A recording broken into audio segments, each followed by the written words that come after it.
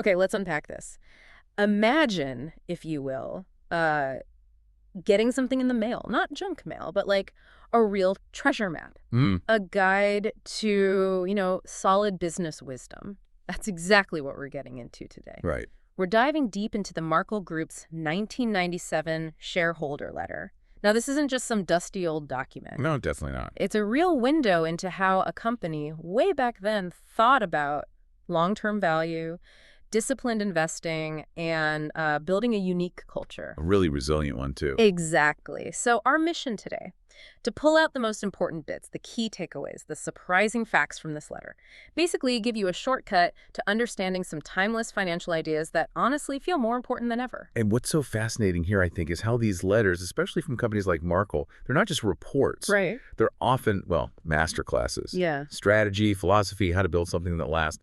And this 97 letter, it's a perfect example. So for you, the listener, what's the value? Well, it's about understanding how a successful company figured things out, navigated its world, and laid the groundwork for future growth.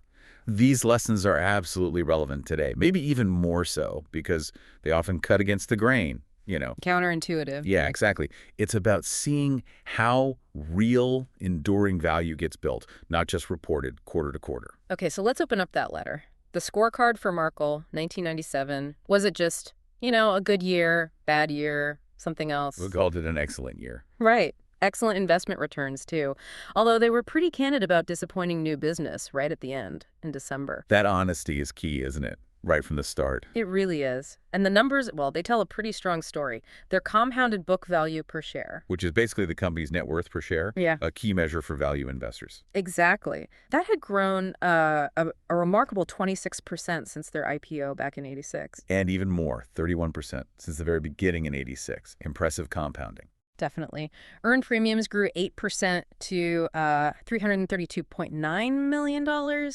Total revenues up 14%, $419 million. Solid growth numbers. And net income hit $50.4 million, or $8.92 per share. Comprehensive income for '97 was $91.9 million, and over 5 years, $246.9 million. Okay, so let's connect that to the bigger picture, because the letter really hammers this point home. Yeah. Individual quarterly results, even annual results. They matter, sure, but they don't mean that much if your real goal is building shareholder value over, like, decades. It's a different mindset. Completely. And they talk about unrealized gains, profits on investments they haven't sold yet. Those made up almost 30% of their comprehensive income over the previous 5 years. Wow, nearly a third. Yeah. But the letter specifically says, look, these gains are unpredictable. You have to take a long-term view when you look at investment results, precisely because the market swings so much year to year. So they're basically telling shareholders, focus on the business, not the stock ticker. Exactly. It grounds everything in this really patient, almost stoic philosophy. That is a powerful message, especially now when everything feels so short-term. But, okay, how did they handle that disappointing new business bid? Did they just brush it off? Not exactly brush it off, no. They addressed it, but, through that same long-term lens. Okay. They'd rather lose a little business in the short term than compromise their underwriting standards, which we should definitely talk about. Right, the discipline. Yeah. It's about not chasing revenue if it means sacrificing future profit. Yeah. They're basically saying, look, we turned down business that didn't meet our criteria, and that's actually a good thing for long-term owners. It just reinforces that principled approach. Okay, this is where it gets really interesting for me. The core business. Insurance. Underwriting discipline. How did Markel handle the insurance market back in '97? Because the letter mentioned some real challenges. Oh, absolutely. It wasn't smooth sailing. They were still dealing with the fallout from the Northridge earthquake, right, Yeah. from '94. That was a massive event, and it led to insurance prices dropping across the board. And on top of that, the whole industry was in this cyclical softening of prices that started way back in '87. Right, and Markel pointed out that this downturn lasted much, much longer than any previous cycle they'd seen. So a really tough, extended environment. Definitely. Which leads to the big question. How do you manage risk, stay profitable in that kind of situation without, selling your soul? Yeah. And their approach to loss reserving is just fascinating. It's a huge differentiator. Explain that a bit, loss reserving. Sure. It's basically setting aside money now to pay for future claims on policies already written. Claims that have happened but maybe aren't settled yet. Okay. Markel called their approach conservative. They believed their estimates were more likely to be reduced than deficient, meaning they probably set aside more than they'd ultimately need. Which is the opposite of what some companies might do, right? Try to make profits look better short term. Exactly. Some companies might under-reserve, boost profits now, and hope for the best later. Markel did the opposite. They intentionally over-reserved. That takes discipline. Huge discipline. It means potentially lower reported profits in the short run, but it builds this incredibly strong foundation. They weren't chasing quarterly numbers by playing games with reserves. It's a deep cultural thing about long-term financial health. It must require serious conviction to leave that potential short-term profit just sitting there. Why is that so hard for others, and how did Markel stick with it? Well, Wall Street often rewards those short-term earnings beats. So a company reserving conservatively might look less profitable quarter to quarter, which investors might not like initially. Right, the pressure. Immense. But Markel's leadership, they clearly got the long game. They were dealing with long-tail liability insurance. Think like environmental claims, malpractice, stuff that can take years, even decades, to fully play out. Okay, so the payouts are far in the future. Right. And estimating those future costs is incredibly tricky. By being conservative, they built a buffer, protection against surprises down the road. Makes sense. The letter even mentions, considering factors like hurricane season, June to November when setting reserves because big weather events can cause huge variations. Their honesty and discipline here just gave them incredible stability, even when the market was rough. Okay, so we've seen the discipline in insurance, but you mentioned the treasure map having more than one spot. Yeah. The investment side was just as crucial. So moving from underwriting to investments, they were clearly serious investors too. What was their philosophy there in 97? What were they after? It really was the same disciplined thinking, just in a different area.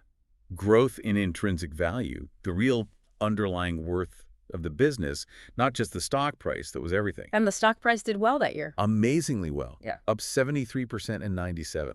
Went from $90 to $156 a share. Wow. But Markel believed, and they stated this, that while share price and intrinsic value should track together long-term, they might not match up short-term. Another long-term distinction. Crucial. Very crucial. They were focused on that long-term convergence, not the daily wiggles. And their portfolio performed well, too. 31.4% return from stocks, 9.2% from bonds, and similar fixed income stuff in 97. 31% from equities is stellar. But what really stands out is that focus on compounding and intrinsic value. How did they view, market swings differently? Well, this is really insightful. The letter makes it clear. They saw market volatility, the ups and downs, as very different from actual business risk. Okay, unpack that. They thought like a business owner would, if you owned a whole company and its stock price dropped temporarily, but the business itself was still strong, would you panic? Probably not. You'd look at the fundamentals. Exactly. A dip in the stock price wasn't automatically higher risk if the underlying business was solid. It was about understanding the enterprise. They also noted, by the way, that falling interest rates in 97 helped their bond returns. A bit of a tailwind there, not just pure skill. That distinction between volatility and risk, that's a huge lesson for anyone investing today, isn't it? Absolutely massive. But how did this owner mindset play out in acquisitions? Were they just snapping up anything that looked cheap? Oh, definitely not. It was the same discipline. They acquired businesses they understood, ones that fit their underwriting culture, and that they believed could create long-term value. Any examples in the letter? Yeah, they mentioned Shard Morandon and Evanston Insurance, bought way back in 87. By 97, their remaining stake was worth $90 million. That shows the long-term creation. Okay. The Rulin Agency, bought even earlier in the 80s, had generated over $100 million in premiums for them by 97. And the Lincoln Company, bought in 95 for $24 million, was also doing well. So these were strategic moves, not just financial plays. Precisely, integrating them into their proven model. And here's a fascinating little detail. Yeah. In June 97, they moved their stock listing from NASDAQ to the New York Stock Exchange. Why'd they do that? They felt the NYSE was better for price discovery. They thought the bid-ask spreads the gap between buying and selling prices were too wide on NASDAQ then. They felt NYSE was more efficient for shareholders. They even noted NYSE fees were based on shares outstanding, meaning no benefit to splitting their stock just to get a lower share price. It just shows this real pragmatism about what actually helps long-term owners, not just market perception. That's a really deep look at the financial and operational side.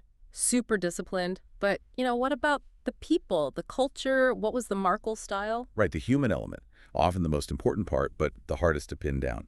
The Markel style, as they called it, was their value system. They talked about excellence, honesty, fairness, and respect for authority. Standard corporate values stuff. Well, yes and no. It seems like it was more deeply embedded.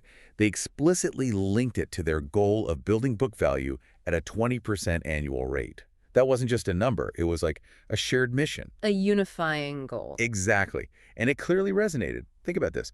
Over a quarter of their employees, 227 people, have been there 10 years or more, and over 400 people for 20 years or more. In 1997, that's incredible retention. It really is, especially compared to today. It says so much about the culture they built. So how did those values show up day to day? Any stories? Because culture can feel a bit abstract sometimes. It definitely can. But the letter gives this fantastic anecdote about Jim Regan, nicknamed the Governor. Okay. He joined Markel way back in 1948, one of the real old-timers. A big producer, brought in a lot of business. And get this, at age 75, he decided to cut back his hours to 50 hours a week. Go back to 50 hours. Wow. Right. And he kept working until he passed away at 82. That's incredible dedication. It's more than loyalty, isn't it? Yeah. It's deep engagement, maybe even passion for the work. He just embodied those Markel values.